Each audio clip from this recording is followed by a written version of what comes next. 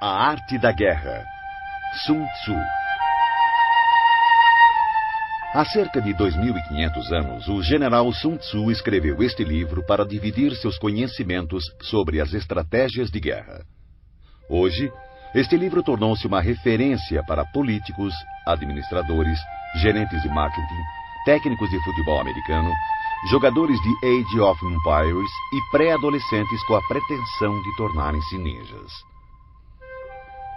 Sun Tzu era um filósofo nomeado general pelo rei Holu, da província de Wu. Disse que, sob o comando dos dois, os exércitos de Wu venceram todos os confrontos por 2 décadas.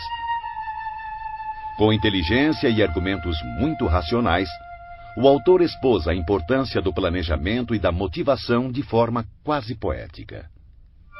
A obra Zen realça a importância da paciência mesmo em momentos como a guerra.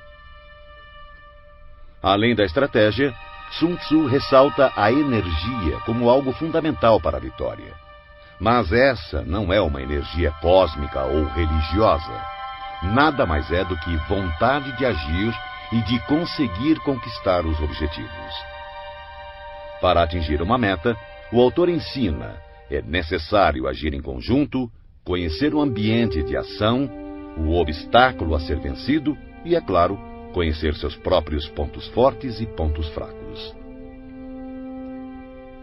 Se você conhece o inimigo e conhece a si mesmo, não precisa temer o resultado de 100 batalhas.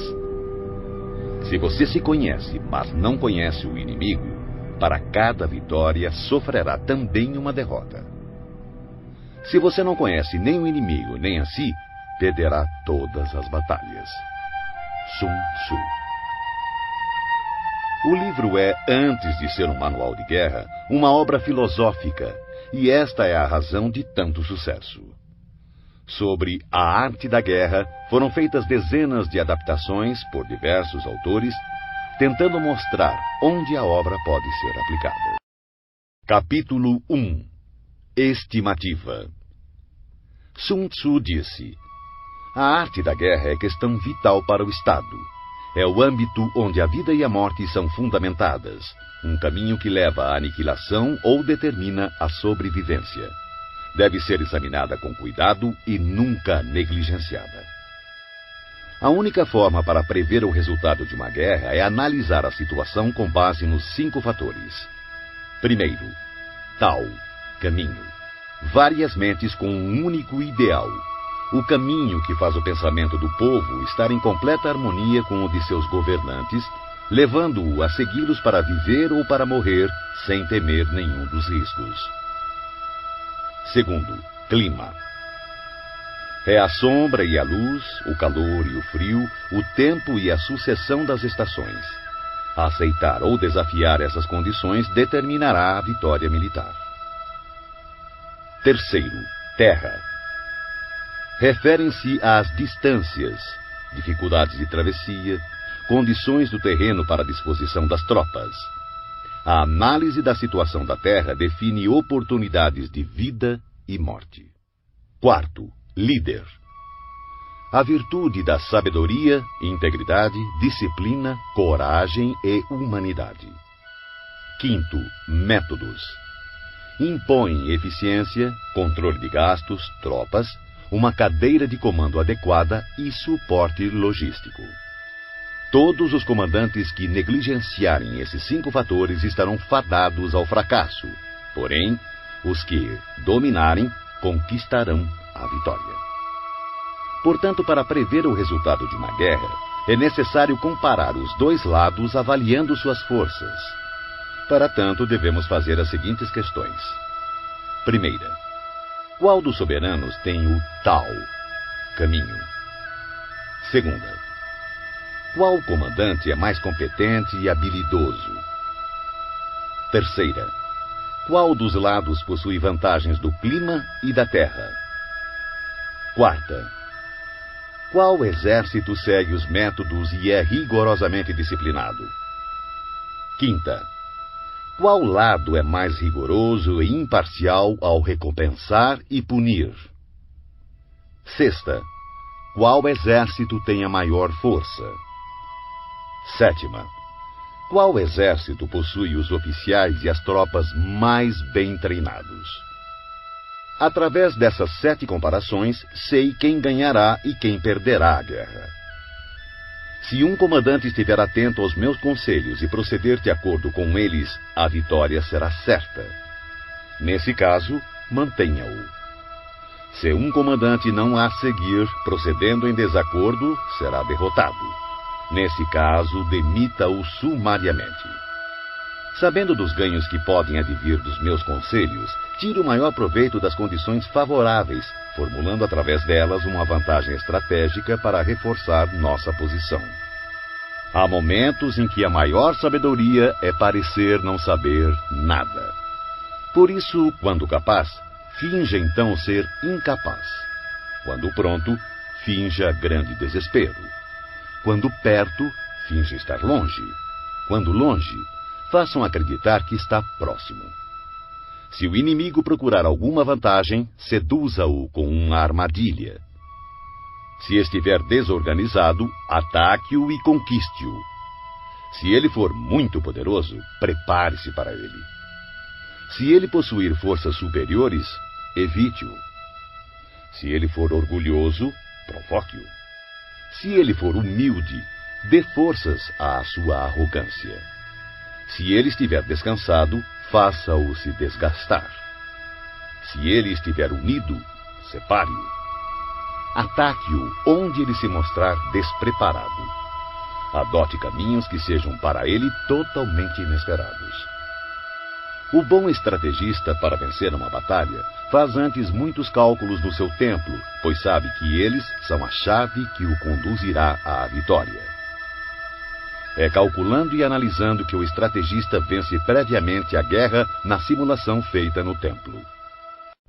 Capítulo 2.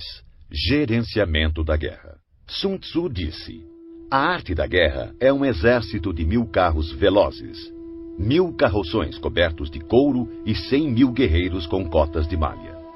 A abundância de coisas necessárias para esse exército deslocado sobre uma distância de 1000 li, com gastos no estado e no campo de operações, incluindo enviados ao exterior e conselheiros, matérias e manutenção de carros e armaduras.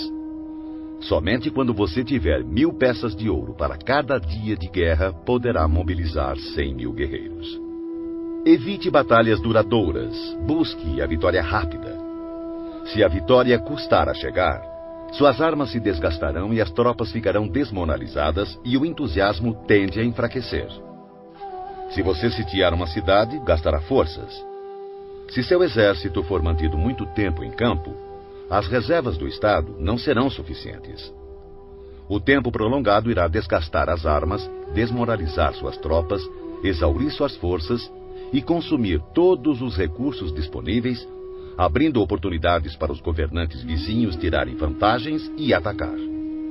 Então, mesmo contando com os melhores conselheiros, você não conseguirá garantir bons resultados. Assim, em relação às guerras, tenho ouvido falar em precipitação imprudente, mas ainda não vi bom exemplo de inteligência associada a decisões demoradas. Nunca houve Estado que tenha sido beneficiado por uma guerra prolongada.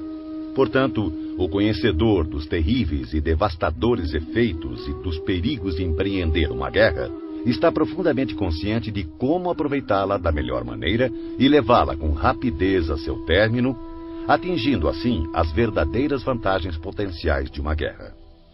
Um perito na arte da guerra não convoca soldados mais de uma vez, nem solicita suprimentos repetidamente. Uma vez em guerra, ele não perderá tempo precioso esperando reforços.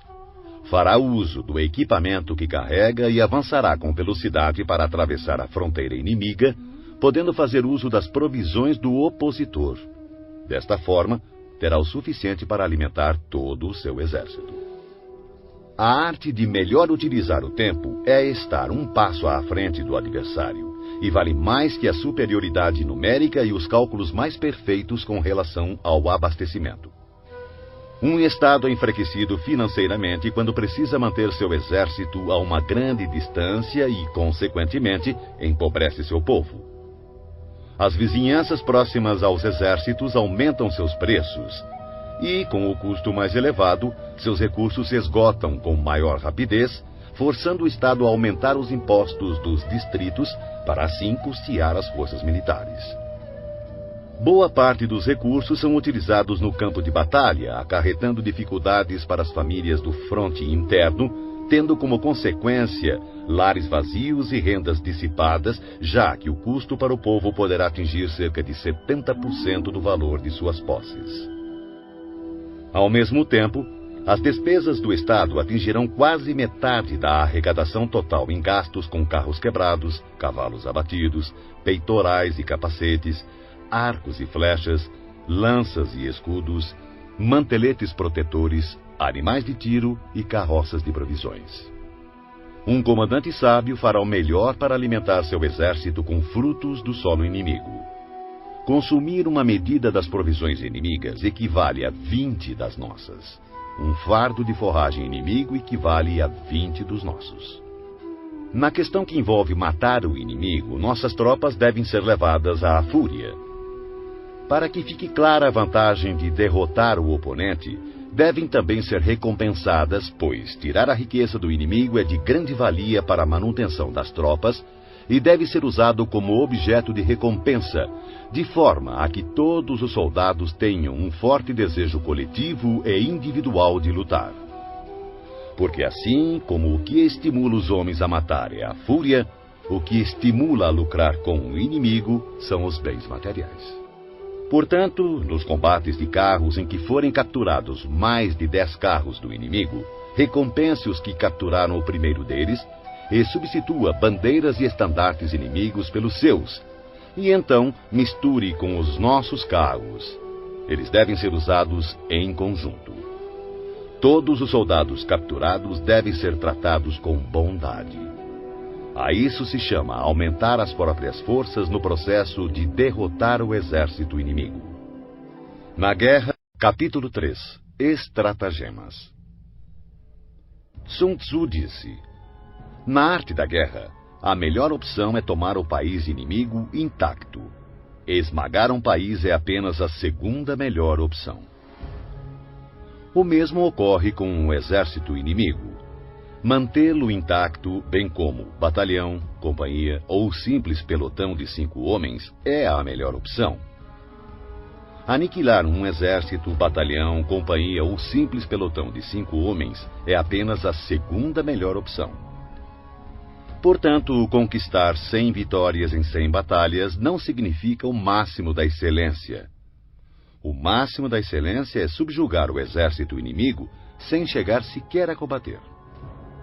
Assim, a melhor inteligência militar é atacar as estratégias do inimigo. Em seguida, atacar suas alianças, limitando a junção de suas forças.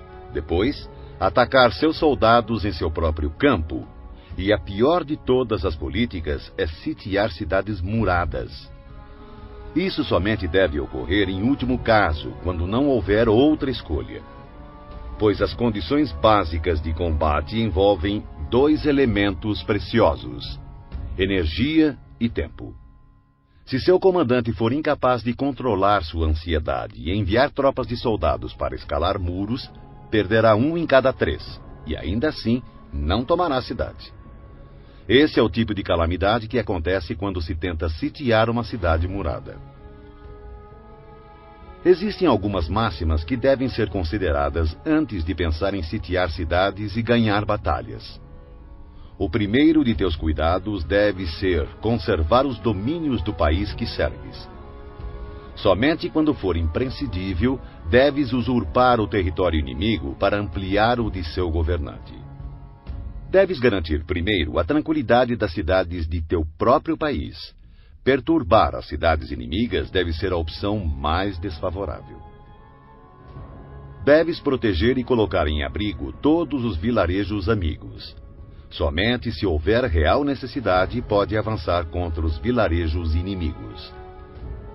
Deves impedir que as choças dos camponeses, bem como suas plantações, sofram qualquer dano. Somente uma extrema penúria deve levá-lo a saquear e devastar as instalações agrícolas de teus inimigos.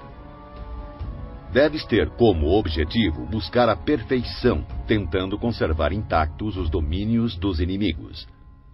Somente destruí-lo em caso de extrema necessidade. O comandante que age assim tem a conduta comparada à dos mais virtuosos personagens da história, cujas obras buscam a produção e a conservação e não a destruição. O comandante habilidoso submete seu inimigo sem partir para a batalha, derrota seu reinado sem operações de campo muito extensas. Com as forças intactas, disputa o domínio do império.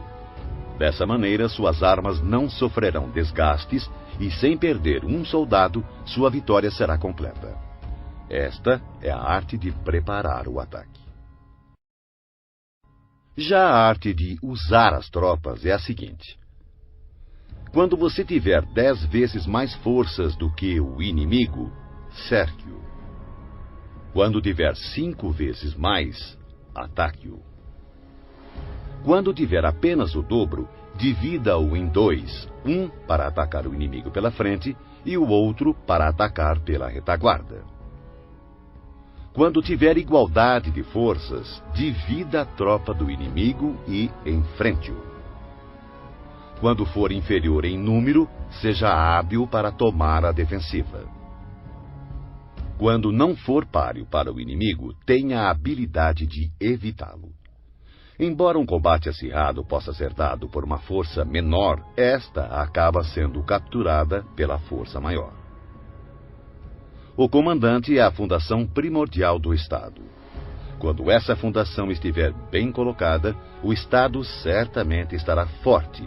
Quando defeituosa, o Estado certamente enfraquecerá. Existem 3 maneiras de um comandante trazer desgraça para o seu próprio exército. Primeira, ordenar um avanço ou retirada sem perceber ou se assegurar que o exército está em condições de obedecer. Chama-se isso de travar o exército. Segunda, interferir na chefia do exército, ignorando assuntos internos. Isso trará confusão aos oficiais e soldados. Terceira, permitir que as ordens que interferem na direção do exército sejam delegadas por nobres que administram o reino. Justiça e humildade são premissas com as quais se governa o Estado, mas nunca o exército. Flexibilidade e oportunismo, por outro lado, são virtudes militares e não civis. Não há pior calamidade do que ordens emanadas de um soberano sediado na corte. Tendo um comandante confundido seu exército e perdido a confiança de seus homens, as agressões dos comandantes vizinhos não tardarão. Daí a máxima: semear a desordem nas próprias fileiras é oferecer aos outros o caminho da vitória. Se um general ignorar o princípio da adaptação, não deve ser colocado em uma posição de autoridade. Um hábil empregador de homens usará o prudente, o bravo, o cobiçoso e o burro. Pois o prudente terá prazer em aplicar seu mérito. O bravo, sua coragem em ação. O cobiçoso é rápido em tirar vantagens. E o burro não teme a morte. Assim, há 5 fatores que permitem prever qual lado sairá vencedor. Primeiro, aquele que sabe quando deve ou não lutar conquistará a vitória. Segundo, aquele que compreende como lidar com a superioridade e a inferioridade numérica na disposição das tropas conquistará a vitória. Terceiro, aquele que possui superiores e subordinados unidos conquistará a vitória. Quarto, aquele que é prudente e põe em campo um exército completamente preparado contra um inimigo despreparado conquistará a vitória. Quinto, aquele que o comandante é hábil e cujos soberanos não interferem conquistará a vitória. Sun Tzu disse: Capítulo 4. Posições táticas. Sun Tzu disse: na antiguidade, o perito em batalha se colocava fora da possibilidade de derrota e esperava que o inimigo expusesse a sua vulnerabilidade. Garantir-nos de não ser derrotado está em nossas mãos. Porém, a oportunidade de derrotar o inimigo é dada por ele mesmo. Por isso se diz: a invencibilidade repousa na defesa, a vulnerabilidade revela-se no ataque. Manter-se e assumir posição defensiva é porque a força do inimigo é esmagadora, porém lançar-se ao ataque é porque a força do inimigo é deficiente. O especialista em defesa oculta a si mesmo no mais profundo e indecifrável canto da terra. O especialista em ataque desfere o golpe de cima das mais altas esferas do céu. Dessa forma, ele é capaz de, ao mesmo tempo, proteger a si mesmo e alcançar a vitória completa. Ver a vitória apenas quando ela está ao alcance da visão de todos não é o máximo da superioridade. O verdadeiro mérito está em planejar secretamente, deslocar-se subitamente, frustrar as intenções do exército inimigo e finalmente chegar à vitória sem o derramamento de sangue. Pois não requer muita força levantar a penugem de um coelho no outono, nem olhos penetrantes para distinguir o sol da lua, muito menos ouvidos apurados para ouvir o ronco do trovão. Os hábeis comandantes vencem a batalha depois de terem criado as condições apropriadas. Um comandante inteligente não apenas vence, ele se sobressai derrotando o inimigo com facilidade. Eles preveem todas as eventualidades, conhecem as situações do inimigo e não ignoram o que podem fazer e até onde podem ir. A vitória é uma decorrência natural desse saber. Porém, suas vitórias não lhe garantiam nem a reputação de sábio, nem o mérito do homem de valor. Pois o homem comum não dá grande credibilidade a uma vitória que foi obtida longe dos olhos da sua compreensão. Assim eram nossos ancestrais. Não acreditavam que os elogios como corajosos, heróis ou invencíveis fosse um tributo que tivessem merecido. Atribuíam sim seu sucesso ao cuidado extremo que tinham em evitar o menor deslize. O comandante inteligente vence as batalhas evitando cometer erros. É isso que garante a vitória completa, pois significa conquistar um inimigo já derrotado. O comandante hábil assume uma posição tal que não pode sofrer nenhuma derrota. Não negligencia nenhuma circunstância que garanta aniquilar o inimigo. Portanto, um exército vitorioso só entra na batalha depois de ter garantido a vitória, enquanto um exército derrotado só procura a vitória depois de ter entrado na luta. Um comandante vitorioso não permite que as tropas mostrem uma confiança demasiado cega, uma confiança que degenera em presunção. As tropas que sonham com a presunção da vitória são debilitadas pela preguiça. Ao contrário, aquelas que, sem pensar na vitória, exigem o combate, são tropas enrijecidas pelo trabalho, aguerridas, destinadas a vencer. Um especialista no uso de tropas constrói seus fundamentos sobre a doutrina do Tao, seguindo firmemente as normas militares. Assim, estará preparado para ser o árbitro da vitória e da derrota. Depois de uma primeira vantagem, não esmoreças, nem dês às tuas tropas um repouso precipitado.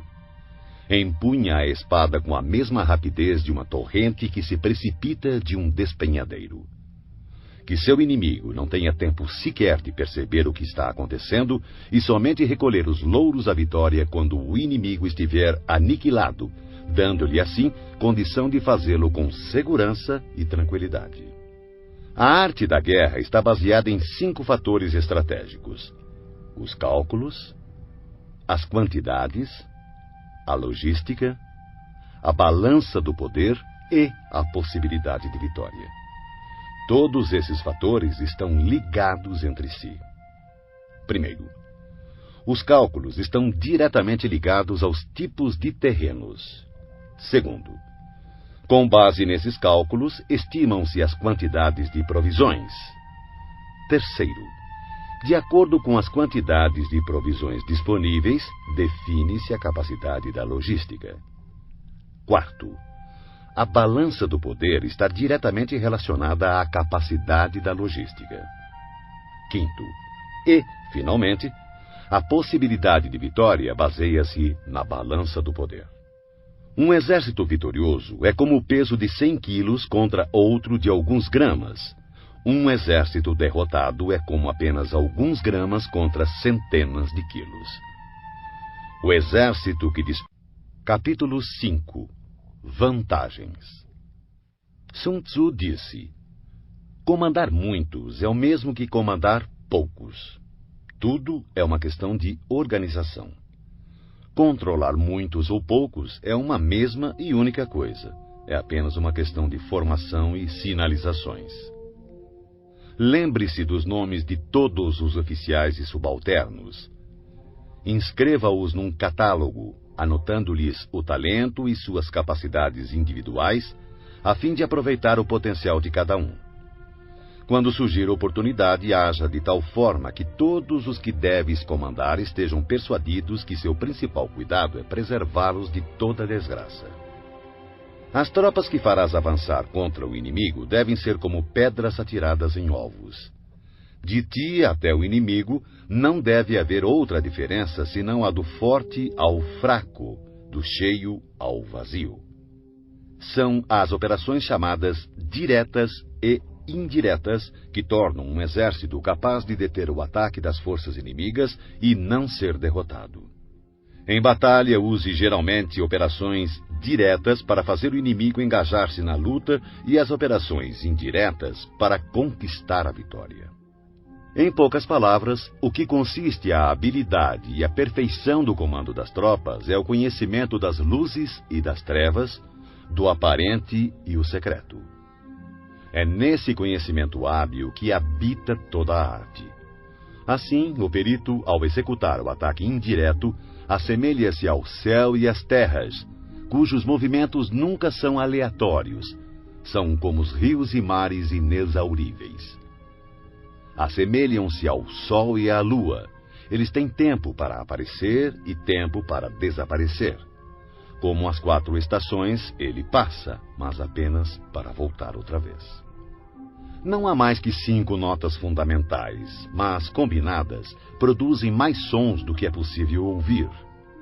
Não há mais que 5 cores primárias, mas, combinadas, produzem mais sombras e matizes do que é possível ver. Não há mais que 5 sabores, mas, combinados, produzem mais gostos do que é possível saborear.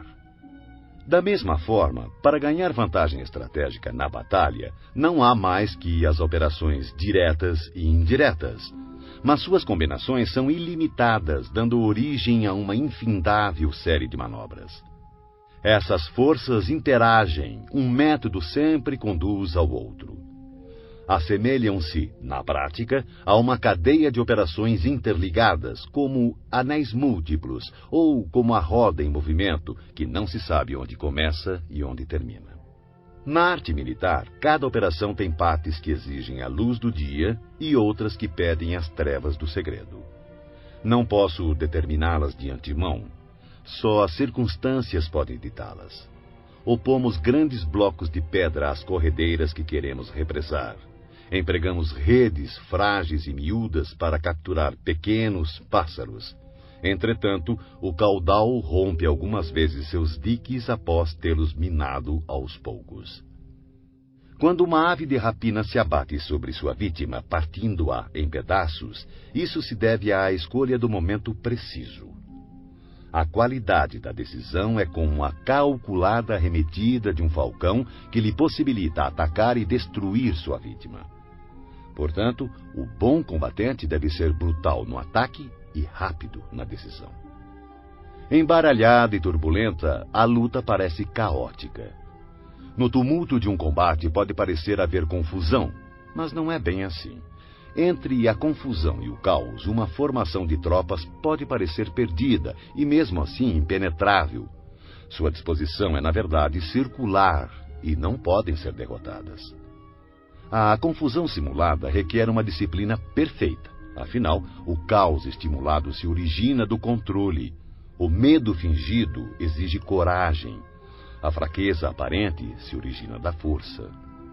Ordem e desordem é uma questão de número, de logística. Coragem e medo é uma questão de configuração estratégica do poder, vantagem estratégica.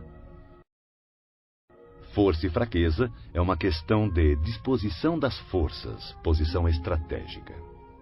O sábio comandante possui verdadeiramente a arte de liderar aqueles que souberem e sabem potencializar sua força, que adquiriram uma autoridade ilimitada, que não se deixam abater por nenhum acontecimento, por mais desagradável que seja. Aqueles que nunca agem com precipitação, que se conduzem, mesmo quando surpreendidos com sangue frio, que têm habitualmente nas ações meditadas e nos casos previstos antecipadamente. Aqueles que agem sempre com rapidez, fruto da habilidade aliada a uma longa experiência. Assim, o ímpeto de quem é hábil na arte da guerra é irrefreável e seu ataque é regulado com precisão. O primeiro imperador Han, 256-195 a.C., desejando esmagar seu oponente Rissung-nu, enviou espiões para conhecer sua condição. Mas este, sabedor do fato, ocultou com cuidado todos os soldados fortes e todos os cavalos bem alimentados, deixando apenas homens doentes e gado magro à vista. O resultado foi que os espiões, por unanimidade, recomendaram ao imperador que atacasse. O resultado? O imperador Han atacou e foi derrotado. Os espiões viram apenas velhice e doença. Isso, sem sombra de dúvida, é uma dissimulação do inimigo, e atacar pode ser imprudente. Assim, quando pretende que o inimigo se movimente, o especialista se mostra, e o inimigo certamente o seguirá. Ele ilude o inimigo, e este acredita. Agindo dessa maneira, manipula o inimigo e assim espera por ele, armado com toda a sua força. O especialista, quando está em batalha, procura sua vitória na vantagem estratégica, não a solicita aos seus homens. Portanto, deve ser hábil para selecionar os homens certos e explorar o avaro e o tolo, o sábio e o valente, e dar a cada um deles uma responsabilidade adequada ao seu perfil. Jamais designe tarefas a quem não for capaz de cumpri-las. Selecione e dê a cada um responsabilidades proporcionais à sua competência. Em 341 a.C., o estado Xi, em guerra com o Wei, enviou o general Sun, que disse: "O estado Xi tem a reputação de covarde, e por esse motivo nosso adversário nos despreza. Vamos virar essa circunstância a nosso favor." Consequentemente, quando o exército atravessou a fronteira do território Wei, Sun ordenou que fossem acesas 100.000 fogueiras na primeira noite, 50.000 na segunda e apenas 20.000 na terceira. O general do exército Wei, Pang Xuan, ordenou o ataque de maneira vigorosa, pensando: "Eu sabia que os soldados de Sun eram covardes. Seu número já caiu menos da metade." Na sua retirada, Sun chegou a um estreito desfiladeiro que, calculou ele, seria atacado pelos perseguidores depois do anoitecer. Lá, chegando, tirou a casca de uma árvore e escreveu: "Sob esta árvore, Pang Xuan morrerá." Então, quando começou a anoitecer, colocou um grupo de poderosos arqueiros emboscados nos arredores, com uma ordem de atirar diretamente se vissem uma luz. Mais tarde, Pang Xuan chegou ao local e, vendo a árvore, acendeu uma luz para ler o que estava escrito. Seu corpo imediatamente foi crivado por uma saraivada de flechas e todo o seu exército foi preso na confusão. Quem explora a vantagem estratégica envia seus homens para a batalha como se fossem troncos e pedras. A pedra e a madeira não têm movimento próprio, uma vez que, em repouso, não mexem por si mesmos, mas seguem o movimento recebido. Se forem quadrados, mantêm-se em repouso. Se forem redondos, rolam até... Capítulo 6. Pontos fortes e pontos fracos. Sun Tzu disse: "Para conseguir que a força de seu exército seja semelhante à de uma pedra de moinho chocando-se contra um ovo, utilize a ciência dos pontos fracos e pontos fortes. Em geral, o exército que primeiro ocupa o campo de batalha para esperar o inimigo estará descansado para o combate. Aquele que chega mais tarde e se precipita para entrar na batalha estará exausto. Assim, o perito em batalhas move o inimigo em vez de ser movido por ele. Para conseguir atrair o inimigo espontaneamente, ofereça-lhe alguma vantagem. Se desejar impedi-lo, é questão de obstruí-lo. Um grande general não é arrastado ao combate, ao contrário, sabe impô-lo ao inimigo. Dessa forma, se o inimigo estiver descansando, fustigue-o. Se estiver bem abastecido de provisões, faça-o ficar faminto. Se acampado silenciosamente, force-o a mover-se atacando em posições que o inimigo deva apressar-se para defender. Marche com velocidade para lugares onde não for esperado. Um exército pode marchar por grandes distâncias sem correr riscos se o fizer por territórios onde não existe presença do inimigo. Atacar com confiança e alcançar os objetivos significa atacar aquilo que o inimigo não está esperando. Do mesmo modo, defender-se com confiança e garantir a segurança de suas posições significa defender onde o inimigo não poderá atacar. Assim, contra o especialista em ataque, o inimigo não saberá onde se defender.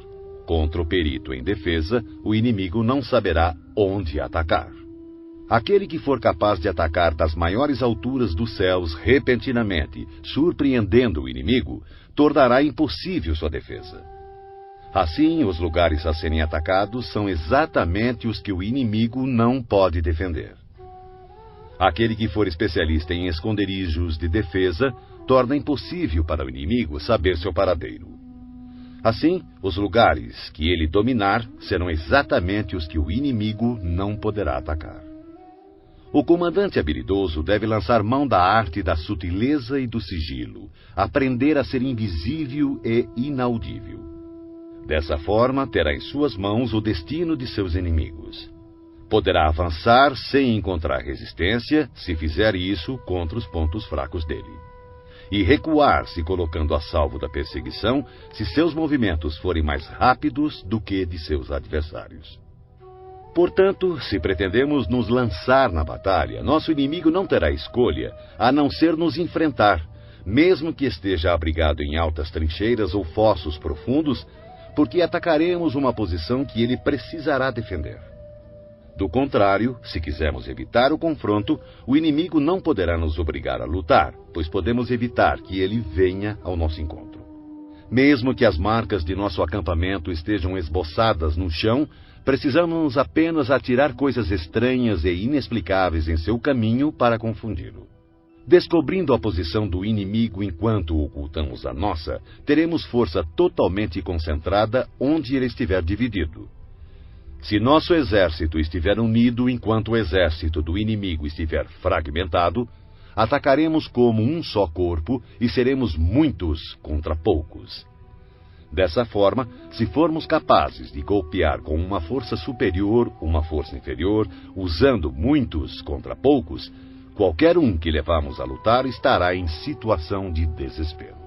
O lugar escolhido para a batalha não deve ser conhecido pelo inimigo, pois assim o inimigo terá de se preparar contra um possível ataque em diversos pontos, e se suas forças estiverem distribuídas para defender muitas posições, qualquer unidade que enfrentarmos será pouco numerosa.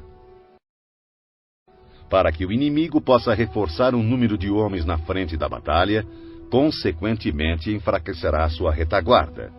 Se ele reforçar sua retaguarda, sua vanguarda ficará então enfraquecida. Do mesmo modo que, se fortalecer seu lado esquerdo, o direito enfraquecerá. Se fortalecer seu lado direito, o esquerdo ficará enfraquecido. Reforçar todos os lados significa enfraquecer todos os lados. A fraqueza numérica decorre da necessidade de se preparar contra possíveis ataques, à força numérica de obrigar o adversário a fazer esses preparativos contra nossos possíveis ataques. Conhecendo o local e a hora da próxima batalha, podemos nos concentrar a grandes distâncias. Mas se não pudermos prever nem o lugar nem o dia da batalha, então seu lado esquerdo nada poderá fazer a favor do seu lado direito, assim como o direito não salvará o esquerdo, nem tampouco sua retaguarda poderá salvar sua frente de batalha, nem o contrário. E tanto mais será assim quanto mais distante estiverem os seus reforços. Ainda que o inimigo possua a força numérica a seu favor, é possível evitar que ele inicie combate contra nosso exército. Analise os planos de batalha do exército inimigo para ter conhecimento de suas fraquezas e de suas probabilidades de sucesso.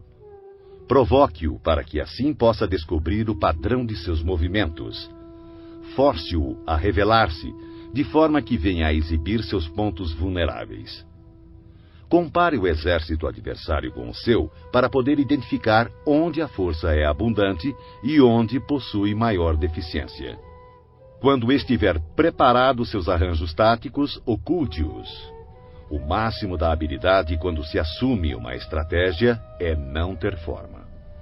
Se sua forma não for definida, o mais esperto dos espiões não será capaz de compreendê-la, e os mais sábios conselheiros não conseguirão planejar defesa contra ela. Mesmo que todos possam ver as táticas individuais empregadas para conquistar, quase ninguém consegue entender a estratégia através da qual se obtém a vitória total. O movimento das tropas deve ser comparado ao fluxo das águas, que corre do ponto alto do terreno para os pontos mais baixos. Assim, no caminho da vitória, seu exército deve evitar os pontos fortes do inimigo e procurar atacar onde ele demonstrar maior fraqueza. A água modela seu curso de acordo com a natureza do solo por onde passa, e o exército deve preparar sua vitória de acordo com o inimigo que enfrenta. Assim, a água não mantém sua forma constante. Não existem condições constantes em uma guerra. Dos 5 elementos, nenhum é predominante. Das 4 estações, nenhuma dura para sempre. Há dias curtos. Capítulo 7. Manobras. Sun Tzu disse: na guerra, o general que recebe suas ordens do soberano deve concentrar suas forças e transformar seu exército em um conjunto harmonioso, mobilizando o povo. Depois, instalar as tropas em lugar vantajoso. A grande dificuldade de manobrar exércitos para a luta está em transformar uma longa e tortuosa estrada em caminho mais conveniente e em transformar a adversidade em vantagem. Dessa forma, transforme a estrada do inimigo em longa e tortuosa.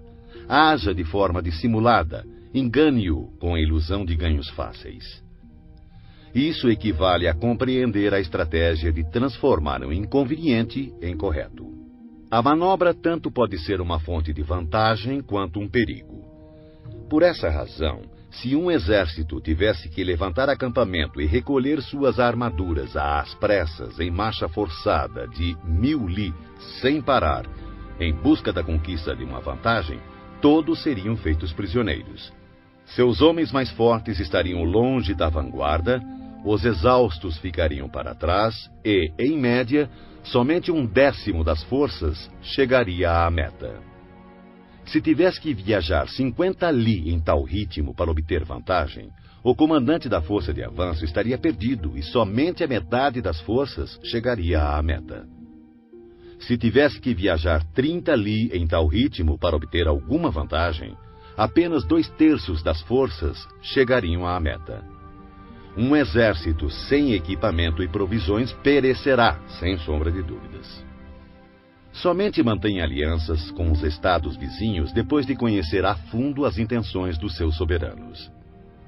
E a menos que conheça a configuração de um terreno, suas montanhas, pântanos, florestas e acidentes naturais, você não deve colocar seus exércitos neles, a não ser que utilize guias locais para obter alguma vantagem. Pratique a dissimulação, recorra a manobras enganosas. Movimente-se quando estiver em posição de vantagem, faça mudanças estratégicas, dispersando ou concentrando suas forças. Quando avançar para a batalha, seja veloz como o vento, imprevisível como o trovão. Em ocasiões que deva permanecer calmo, seja como a floresta. Ao invadir e saquear, haja rápido como o fogo. Na imobilidade, seja como a montanha. Quando necessário, esconda suas intenções, seja obscuro como as trevas. Evite movimentar-se inutilmente e somente ataque quando tiver certeza da vantagem. Ao saquear e pilhar cidades, reparta sempre de maneira justa todos os despojos. Quem conhece a tática de transformar o tortuoso em direito, será vitorioso. Essa é a arte de manobrar. A maneira de dar ordens e fazer com que essas sejam cumpridas é de extrema importância para a vitória de um exército. Você encontrará no livro dos planos militares que em determinadas ocasiões a maioria dos teus homens não poderá te ver nem ouvir. Os tambores e as bandeiras devem substituir tua presença e tua voz. Assim, em combate noturno, faça uso dos tambores, e durante o dia use as bandeiras e estandartes. Desta forma, suas tropas serão um único corpo, impedindo que teus soldados corajosos avancem sozinhos e os covardes recuem. Essa é a arte de manobrar grandes massas. Pode-se desmoralizar um exército inteiro e seu comandante ser levado a perder o ânimo. Na manhã da guerra, a moral do inimigo está elevada. Ao meio-dia, começa a enfraquecer, e à noite sua mente está voltada para o retorno ao acampamento.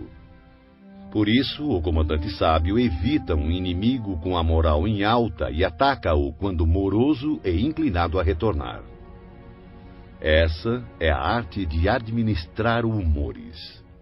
Disciplinado, o bom comandante usa sua própria ordem para esperar pela desordem do inimigo, usa sua calma para esperar por seu clamor. Essa é a arte de conservar o autodomínio. Se perceberes que o inimigo está animado e descansado, espera que o entusiasmo arrefeça e ele se vergue sob o peso do cansaço. Então, usa suas tropas descansadas e bem alimentadas. Essa é a arte de administrar a força. Não inicies um combate quando o inimigo apresenta disposições perfeitas de suas bandeiras e estandartes. Não lance o ataque sobre o exército inimigo ordenado e disciplinado em suas formações. Essa é a arte de controlar as condições mutáveis. Portanto, não ataque o inimigo que ocupar o terreno alto, nem aquele que tiver uma colina às costas. Não persiga um inimigo que finge recuar. Não obstrua um inimigo que volta para casa. Capítulo 8. Contingências. Sun Tzu disse: uma vez dada pelo soberano a ordem de mobilizar a população para a guerra, cabe ao comandante reunir o exército e organizar as tropas. Seguindo ao encontro do exército inimigo, deve-se evitar acampar em locais difíceis e em locais de boas estradas deve-se buscar aliados. Não perder tempo em locais isolados, ter planos de contingência quando em posições propícias a emboscadas e avançar contra o inimigo em terreno do qual não haja saída, são táticas precisas para a garantia de uma boa batalha. Há estradas que não devem ser percorridas, exércitos que não devem ser atacados, cidades que não devem ser assaltadas, terras que não devem ser contestadas e ordens do governo que não devem ser obedecidas.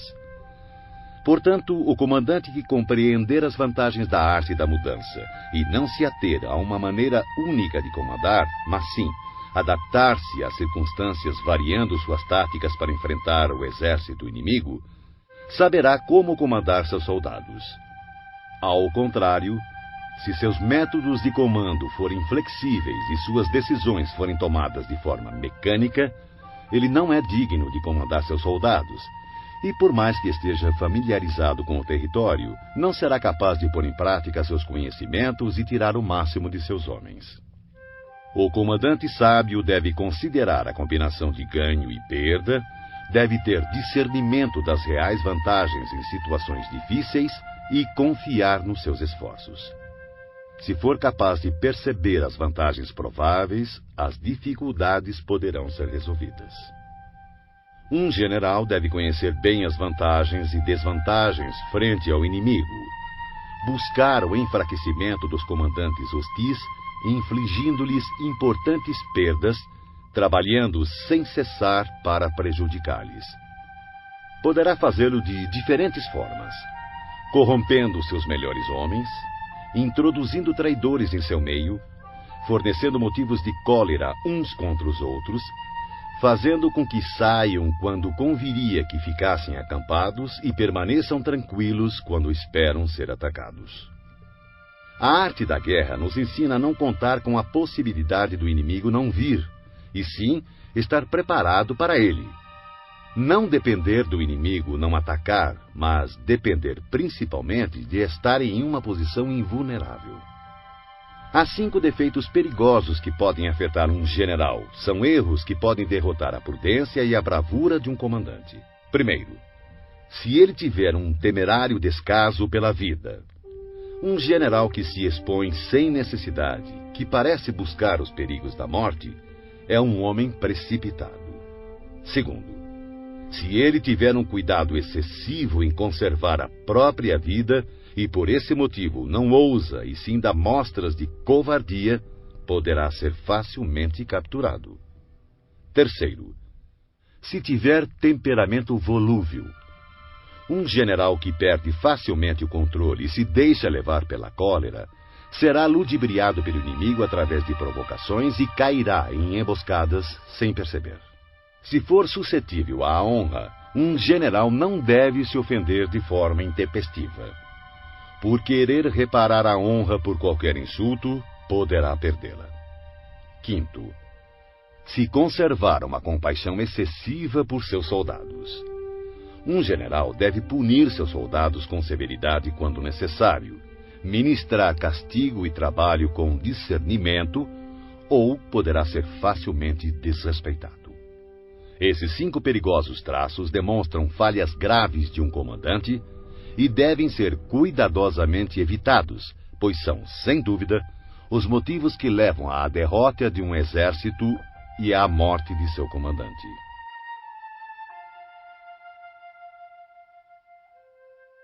Capítulo 9. O Exército em Marcha. Sun Tzu disse: antes de movimentar suas tropas, se informe da posição de seu inimigo. Quando fizer seu exército marchar, atravesse rapidamente as montanhas e fique nas proximidades dos vales. Acampe sempre em terreno alto e em local ensolarado. Quando travar combate em colinas, não suba ao topo para alcançar o inimigo. Sempre que for necessário atravessar um rio, afaste-se rapidamente da margem e jamais o atravesse em presença do inimigo. Caso contrário, o inimigo esteja cruzando um rio, não vá ao seu encontro dentro da água. Espere. E só ataque quando a metade de sua tropa concluir a travessia. Desta forma, terá mais vantagem no combate. Na travessia de pântanos, sua maior preocupação deve ser sair deles o mais rápido possível, pois além da grande dificuldade de conseguir provisões nestes locais, são terrenos baixos e expostos ao ataque. Se for forçado a combater em um pântano, procure ocupar as orlas, evite adentrar no terreno e, se houver floresta nos arredores, situe-se de costas para elas. Em terras planas e secas, procure se posicionar de forma que seu flanco direito e sua retaguarda fiquem próximos de alguma elevação no terreno. A ideia é ter terras perigosas à frente e seguras atrás. Quando estiver com sua tropa em movimento, o mais importante é buscar as vantagens naturais do terreno que estiver ocupando. Em geral, os exércitos preferem os terrenos altos e ensolarados, pois nestes comida e água são mais acessíveis. Essas condições certamente favorecem uma vitória.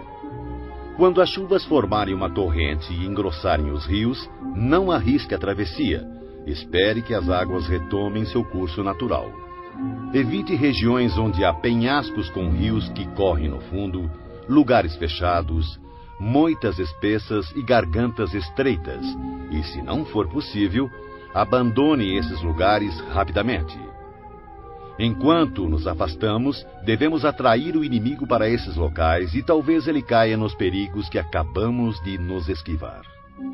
Tenha cuidado também com lugares cobertos de matos e de pequenos bosques, lagos cercados de plantas aquáticas e charcos cheios de junco. São locais próprios para emboscadas e esconderijo de espiões traiçoeiros. Estando perto destes lugares, não se movimente antes de fazer um reconhecimento de toda a área. Portanto, devo afirmar, mais uma vez, que independente do acampamento ser bom ou ruim, deve-se buscar as vantagens de cada terreno. Além disso, deve-se ficar atento ao inimigo, envie espiões ao longo do caminho e decifre todos os movimentos do adversário. Se o inimigo estiver próximo e ainda assim se manter em silêncio, ele não está ocupando uma posição estratégica. Se estiver distante e tentar provocar um combate, ele quer que avancemos. Se ele estiver acampado em terreno plano, com certeza está protegido por alguma vantagem. Se houver movimento entre as árvores de uma floresta, fique atento. Pode ser que o inimigo esteja avançando. Se existirem muitos obstáculos entre os arbustos, ele está tentando nos confundir.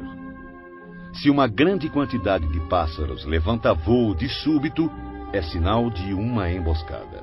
Animais assustados indicam que um ataque surpresa está se formando. Se a poeira ergue-se alta, é sinal de carros de guerra chegando. Quando ela é baixa e se espalha rente ao chão, denuncia a aproximação da infantaria. Se a poeira se levanta em pontos esparsos, mostra que destacamentos estão colhendo lenha para as fogueiras. Algumas nuvens de poeira movendo-se de um lado para outro significa que o exército está montando o acampamento. Sussurros e aumento dos preparativos para a guerra significa que o inimigo avançará. Linguagem violenta e movimento agressivo para a frente indicam que ele recuará. Quando os carros leves saem à frente e tomam posições nos flancos, é sinal de que o inimigo está entrando em formação para o combate. Proposta de paz sem que haja retrocesso do exército indica uma conspiração. Se há muita correria com suas tropas em formação, está determinada a hora da batalha. Se uma parte das tropas avançar e outra recuar, o inimigo está tentando nos atrair para uma armadilha. Se os soldados encontram-se curvados e apoiados em suas armas, eles estão fatigados. Se os que, mandados apanhar água, forem os primeiros a beber, significa que o exército está sedento. Se houver uma vantagem e o inimigo não avançar, ele está exausto. Se há pássaros reunidos em algum ponto, a posição está desocupada. Provavelmente o inimigo abandonou secretamente seu acampamento. Quando há gritos na noite, é sinal que o inimigo está assustado. Se há confusão no acampamento, o comandante tem pouca autoridade. Se suas bandeiras e estandartes mudam constantemente de lugar, o inimigo está em desordem. Se os oficiais estão irritados, é sinal de que seus homens estão cansados. Quando o inimigo alimenta seus cavalos com cereais e mata seu gado para comer, quando seus homens não se preocupam em pendurar suas canecas de água e demonstram que não querem voltar às tendas, certamente estão desesperados e determinados a lutar até a morte. Quando há soldados sussurrando em grupinhos e seu comandante falando em voz mansa e vacilante, revela inimizade entre superiores e subordinados. Recompensas em demasia significam problemas. Se o comandante teme pressionar seu exército por conta de motins e oferece gratificações para manter seus soldados de bom humor, certamente ele perdeu o respeito de seus homens. Quando há castigos em excesso, o inimigo enfrenta dilemas terríveis com o relaxamento da disciplina, podendo o comandante perder o controle e irromper violentamente contra seus subordinados para obrigar-lhes a cumprir o dever. Se os soldados forem punidos antes mesmo de se afeiçoarem ao chefe, não demonstrarão respeito. Portanto, os soldados devem ser tratados primeiramente com humanidade, porém, mantidos sob controle e disciplina. Isso irá garantir sua lealdade. Para isso, os comandos devem ser consistentemente reforçados durante o treinamento. Por fim, Se o inimigo enviar um emissário com palavras conciliadoras, ele quer cessar as hostilidades. Atenção ao inimigo enraivecido que está preparado para confrontar-se com você por longo período, sem travar batalha, nem abandonar sua posição. Considere-o com o maior cuidado. Em uma guerra, devemos ter claro que não são os números que proporcionam a vantagem de um exército sobre o outro. Capítulo 10. O terreno.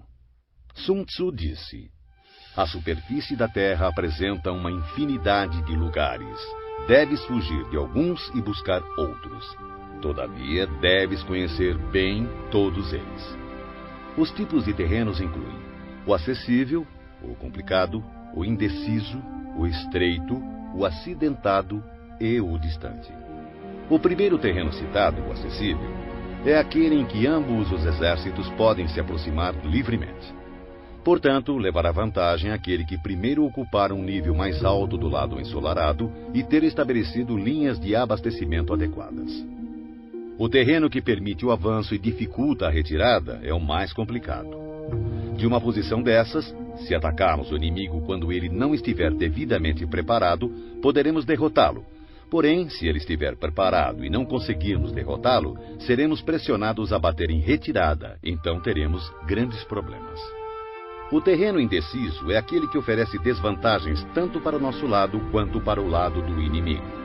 Neste terreno, mesmo que o inimigo tente nos atrair, é prudente abandonar a posição e recuar, atraindo por sua vez o inimigo. Então, quando parte de seu exército tiver saído, poderemos atacar com vantagem. Na passagem estreita, ou desfiladeiros, terá vantagem quem primeiro a ocupar e guarnecê-la completamente, ficando à espreita do adversário. Se o inimigo estiver com essa vantagem, não devemos seguir atrás dele. Somente quando ele falhar e a passagem estiver mal protegida é que devemos atacar. Em terreno alto e acidentado, do mesmo modo, se pudermos ocupá-lo primeiro, devemos nos posicionar na parte mais alta do lado ensolarado e esperar pelo inimigo. Se o inimigo conquistou essa vantagem, devemos abandonar nossa posição e bater em retirada. Por fim, quando os exércitos estiverem posicionados a grandes distâncias um do outro e suas vantagens estratégicas forem semelhantes, não será fácil provocar um combate. Por outro lado, levar a batalha até o inimigo não trará nenhuma vantagem. Esses 6 princípios que definem o uso do terreno devem ser do conhecimento total e da responsabilidade do comandante. Shang Yu conta a seguinte passagem de Pei Hsing Xian, 619-682 d.C., mandado numa expedição punitiva contra as tribos Turkic. Ao crepúsculo, como de costume, montou seu acampamento, fortificando-o posteriormente com paliçada e fosso, quando, de repente, determinou que o exército mudasse as instalações para uma colina próxima. Essa decisão desgostou muito os seus oficiais, que protestaram aos brados contra o esforço extra que os soldados iriam despender. Pei Hsing Xian, todavia, não ligou para as reclamações e fez o acampamento ser transferido o mais depressa possível. Na mesma noite, caiu uma forte tempestade inundando o local anterior do acampamento, que ficou sob 4 metros de água. Os oficiais ficaram espantados com o acontecido e confessaram seu erro. Como soube que ia acontecer? Perguntaram. Pei Hsing Xian respondeu: daqui por diante, contentem-se em obedecer às ordens sem fazer perguntas desnecessárias. Durante uma guerra, um exército pode ficar exposto a situações de calamidade que não são decorrentes de causas naturais, mas sim são decorrentes de erros cometidos por seu comandante. São elas fuga, insubordinação, colapso, ruína, caos e derrota. Nos casos em que as vantagens estratégicas de ambos os lados forem praticamente as mesmas, atacar o inimigo que tem um exército 10 vezes maior que o nosso poderá resultar em fuga. Quando os soldados rasos são muito mais fortes que seus oficiais, o resultado é a insubordinação. Caso contrário, quando os oficiais são fortes e suas tropas são fracas, o resultado é o colapso. Se os oficiais dos batalhões forem insubordinados e tiverem o temperamento volúvel, sendo facilmente dominados pela ira e, por conta disso, levados a manobras não autorizadas de modo que o comandante não tenha conhecimento da força de suas próprias fileiras, o resultado será a ruína. Quando o comandante demonstrar fraqueza, não tiver autoridade, suas ordens não forem claras e seus oficiais e tropas forem indisciplinados, o resultado será o caos e desorganização absoluta. Se um comandante negligenciar as forças do exército inimigo e assim permitir que uma tropa enfraquecida enfrente a elite do adversário e ainda operar sem uma vanguarda de tropas de choque, o resultado será a derrota total do seu exército. São essas as 6 formas de atrair a derrota e estão em total responsabilidade do comandante. A formação natural da região e a posição estratégica de um exército são os grandes aliados em uma batalha. Mas a capacidade de avaliar o inimigo, de criar condições para se chegar à vitória e de calcular astutamente as dificuldades, perigos e distâncias constitui o teste de um grande comandante. Quem conhecer esses fatores e os colocar em prática de forma adequada será vitorioso. Aquele que lutar sem isso, certamente será derrotado. Desta forma, se tiver certeza que o caminho da batalha garante a vitória, então você deve lutar, mesmo contra a decisão de seu soberano. Mas, se o caminho da batalha não assegura a vitória, então não deve lutar, mesmo com ordem do seu governante. O comandante que segue para a guerra sem ter como prioridade fama pessoal e recua sem temer o descrédito, aquele cuja preocupação for proteger seu povo e prestar um bom serviço ao seu soberano, é um tesouro nacional. Se o comandante trata seus soldados como se fossem seus filhos, por recompensa eles o seguirão até os vales mais profundos e o defenderão com a própria morte. Porém, se o comandante for generoso, mas incapaz de fazer valer sua autoridade, seus soldados serão como crianças mimadas e ficarão inúteis. Se soubermos que nossas tropas estão prontas para atacar, mas ignorarmos que o inimigo não está vulnerável, chegaremos apenas a meio caminho da vitória. Saber que o inimigo está vulnerável, mas ignorar se nossas tropas podem atacar para vencer, reduzem à metade nossas chances de vitória. Saber que o inimigo está vulnerável e que nossas tropas estão prontas para atacar e vencer, e ainda assim ignorarmos que o terreno não nos favorece, novamente reduz nossas chances de vitória. Portanto, quando o soldado experiente se mover, nunca ficará desorientado e quando partir para a ação, não encontrará limites. Por isso se diz: se você conhece o inimigo e a si mesmo, a vitória não estará em risco. Se você conhece o terreno e as condições naturais, a vitória poderá ser completa. Sun Tzu disse: a arte da guerra reconhece 9 situações de acordo com a variação dos terrenos: o dispersivo, o fácil, o controverso, o aberto, o de estradas cruzadas, o terreno crítico, o difícil, o vulnerável a emboscadas e o mortífero.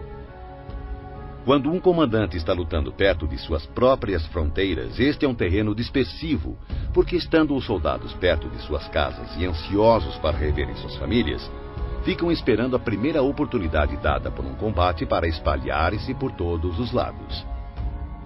Quando as tropas penetrarem apenas um pouco no território do inimigo, chamamos de terreno fácil, porque, embora terreno hostil, não está a grande distância e será fácil retroceder na primeira oportunidade.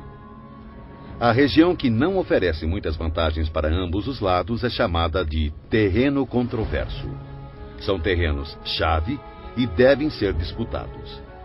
A região ou território onde ambos os lados têm total liberdade de movimentação é chamada de terreno aberto, locais que comunicam-se com o exército inimigo e com as zonas de retirada. Terrenos e estradas cruzadas são territórios que fazem fronteiras com muitos estados, portanto possuem cruzamentos estrategicamente vitais. O primeiro a atingi-lo terá a vantagem de fazer aliança com outros estados. quando um exército tiver penetrado em território hostil, deixando para trás cidades fortificadas, este é um terreno crítico. Denominamos terreno difícil toda região trabalhosa de atravessar, sejam florestas, montanhas, pântanos, desertos ou precipícios. Regiões pelas quais o acesso só é possível através de estreitos desfiladeiros, de forma que uma pequena quantidade de inimigos é suficiente para atacar nossa força principal, são considerados terrenos vulneráveis a emboscadas ou ataques. Enfim, terrenos mortíferos ou sem saída são locais de perigo constante, onde devemos combater com toda a nossa força para sobrevivermos. Assim, em terreno dispersivo, não lute. Em terreno fácil, não pare. Em terreno controverso, não ataque. Em terreno aberto, não tente barrar o inimigo. Em terreno de estradas cruzadas, faça alianças. Em terreno crítico, saqueie os recursos do inimigo. Em terreno difícil, marche sem parar. Em terrenos propícios a emboscadas, elabore planos de contingências e, em terrenos sem saída, lute.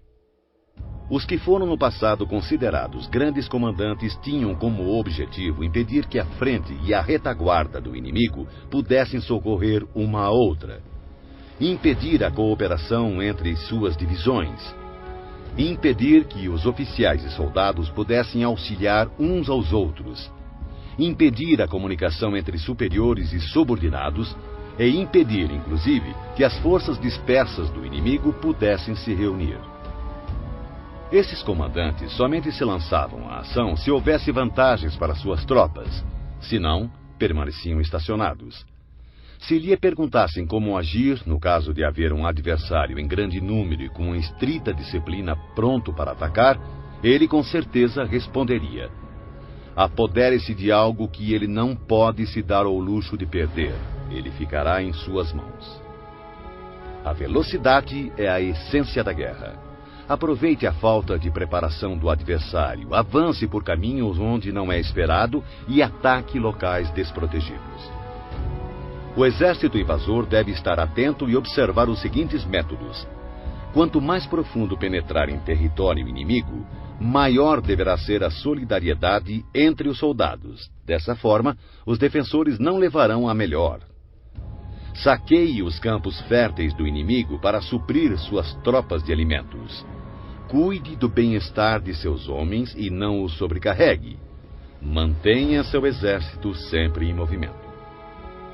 Coloque suas tropas em situações sem saída. Seus homens preferirão morrer a fugir.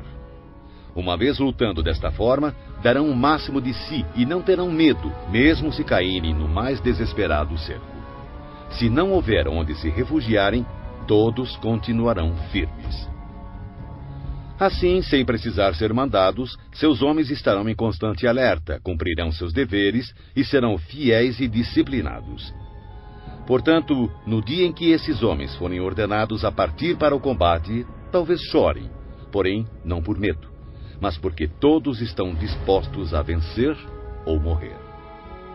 Em 73 d.C., quando Pan Shao chegou a Shang-Quang, rei do país, recebeu-o a princípio com grande polidez e respeito.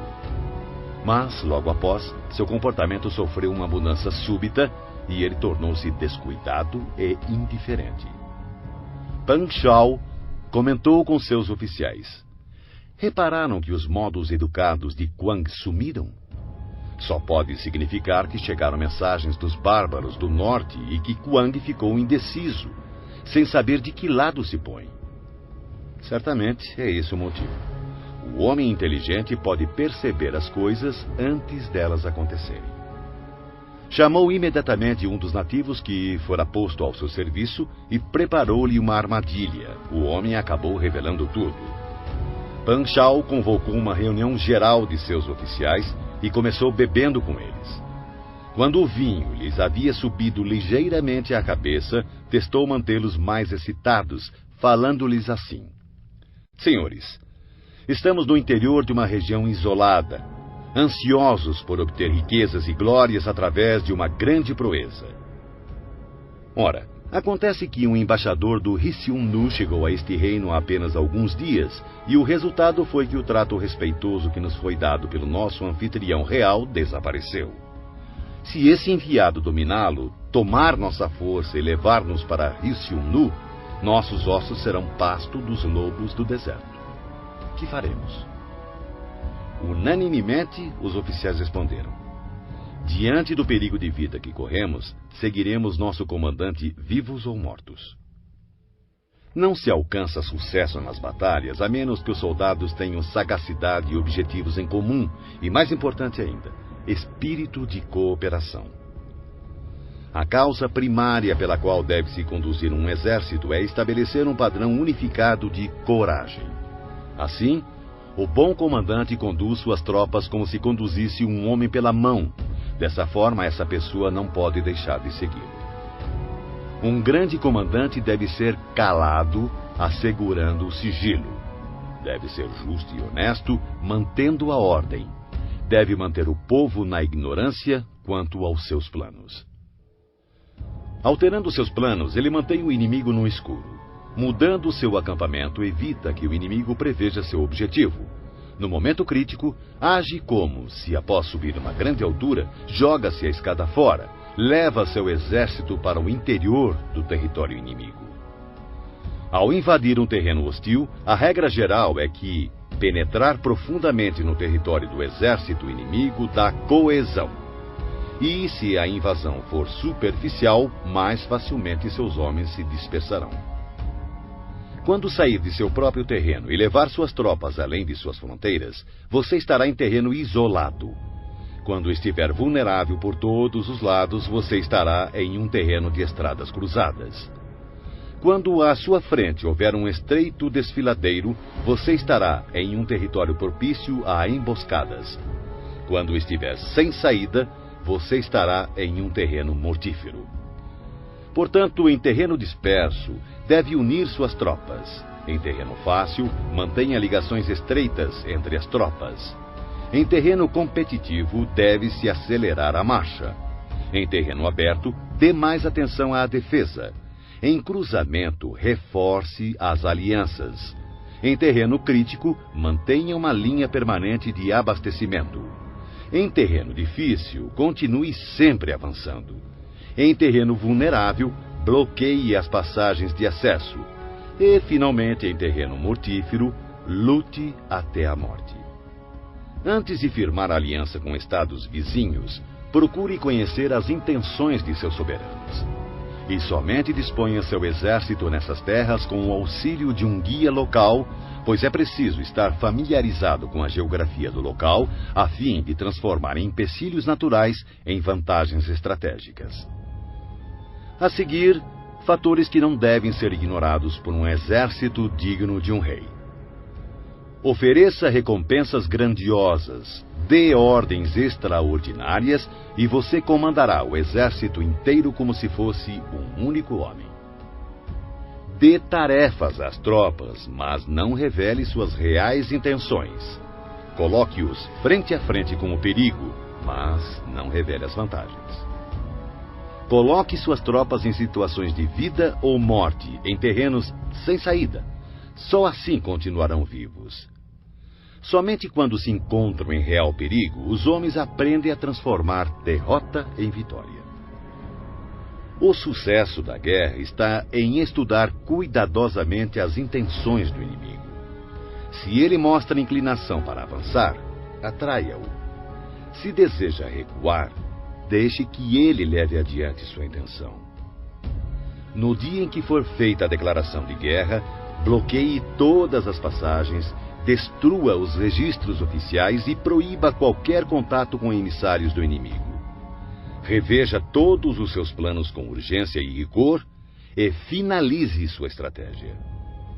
Se o inimigo mostrar alguma vulnerabilidade, avance sobre ele. Conquiste algo que seja de grande importância para seu adversário e não permita que ele saiba qual será o momento de seu ataque. Siga a estratégia determinada, mas procure se adaptar aos movimentos do exército inimigo para garantir o resultado da batalha. A princípio, procure exibir a timidez de uma modesta e humilde donzela, e então o inimigo abrirá suas portas.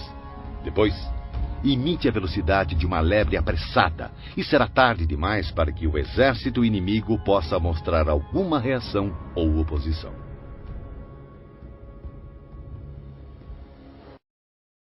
Capítulo 12. O ataque pelo fogo. Sun Tzu disse: existem 5 meios de atacar com fogo. O primeiro consiste em queimar os homens. O segundo, queimar as provisões. O terceiro, queimar transportes e equipamentos. O quarto, queimar arsenais e depósitos. E, por último, lançar fogo contínuo sobre o inimigo. Para iniciar um ataque com fogo, deve-se manter sempre preparado um material inflamável e aguardar que o tempo e as circunstâncias estejam favoráveis. Deve-se observar que a época mais adequada para o uso do fogo são os períodos quentes e secos. Há ainda os dias mais propícios para o alastramento das chamas, são aqueles em que a lua estiver passando pelas constelações da cesta dos ventos, do muro, das asas e da plataforma do carro, pois estas constelações determinam dias ventosos. No ataque com fogo, deve-se estar preparado para variar a maneira de agir de acordo com as mudanças de situação, que podem ser 5. Primeira, quando o fogo invadir o acampamento do inimigo, deve-se esperar uma reação imediata. No entanto, se as tropas inimigas permanecerem em silêncio mesmo com o lavrar do fogo, contenha seu ímpeto e não ataque. Segunda, se logo após ateares fogo, observar que as chamas ganham altura e, se puder atravessá-las, ataque e não dê ao inimigo a chance de apagá-las. Se não puder atravessar as chamas, permaneça onde está. Terceira, se for possível iniciar um ataque com fogo estando fora do campo inimigo, não entre em suas fronteiras, mas assegure-se de atacar no momento mais adequado. Quarta, considere sempre a direção do vento, atacando em seu favor. Jamais ataque contra o vento, ou vai sofrer tanto quanto o inimigo. Quinta, se o vento soprou continuamente durante todo o dia, certamente ele cessará ao anoitecer. Tome precauções para não ser surpreendido. Todo exército bem treinado deve dominar os 5 desdobramentos relacionados ao ataque com fogo e devem ter conhecimento do movimento das estrelas para identificar os dias mais adequados para que possa iniciar esse tipo de ataque. Demonstra grande inteligência aquele que usa o poder do fogo para atacar. Os que usam a água conseguem um acréscimo de força, mas não são eficientes em privar o inimigo de suas provisões. A água será bem utilizada para interceptar e ilhar o inimigo. As diferentes maneiras de combater com fogo proporcionam uma plena vitória, mas é preciso saber colher os frutos, ou todo esforço será uma perda de tempo. É de grande importância também reconhecer o mérito de teus homens e recompensá-los, pois se tuas tropas só enfrentarem dificuldades e trabalho sem o devido reconhecimento, perderás o respeito de teu exército. O general esclarecido melhora seus recursos, comanda seus soldados com autoridade, mantém-nos juntos pela boa-fé e os torna serviçais por boas recompensas. Se a fé diminuir, haverá separação. Se as recompensas forem deficientes, as ordens serão desrespeitadas.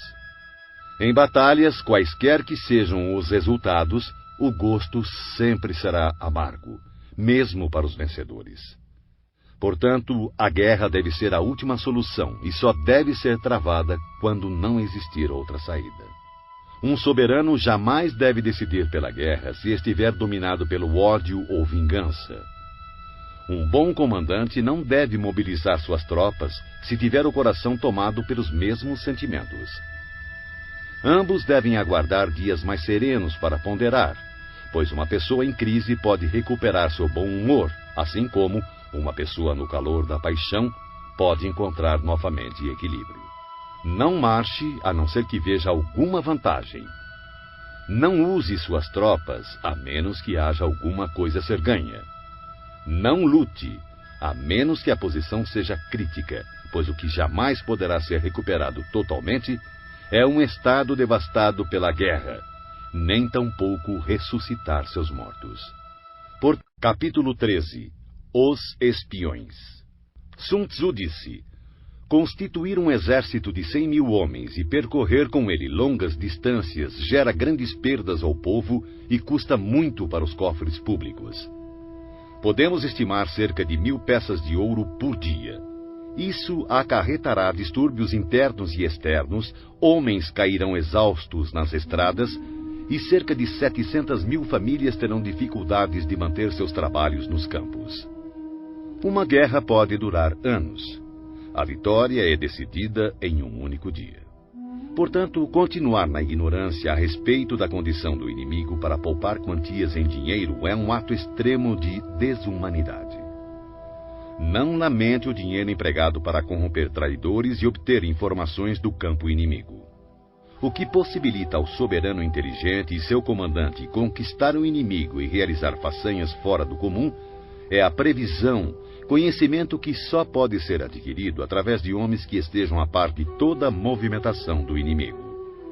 Por isso, deve-se manter espiões por toda parte e informar-se de tudo. Existem 5 tipos de espiões que podem ser usados: espiões locais, agentes internos, agentes duplos, espiões dispensáveis e espiões indispensáveis.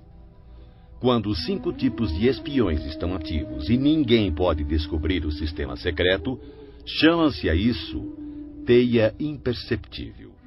Primeiro, espiões locais são os próprios habitantes do país inimigo quando colocados a nosso serviço.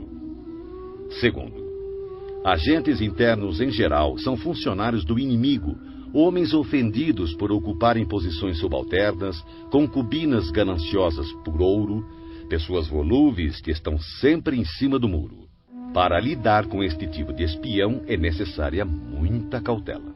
Terceiro, espiões duplos são espiões do inimigo que trazemos para o nosso lado através de suborno e promessas liberais. Nós os induzimos a fornecer informações falsas ao inimigo e, ao mesmo tempo, espionar seus compatriotas. Quarto, espiões dispensáveis são nossos próprios agentes a quem damos propositalmente informações falsas a nosso respeito, a fim de que, quando forem capturados ou nos traírem, passem informações erradas, fazendo então com que nossos inimigos tomem medidas inadequadas. Esses espiões certamente serão mortos por fornecerem informações falsas. Quinto, e, finalmente, os espiões indispensáveis ou sobreviventes.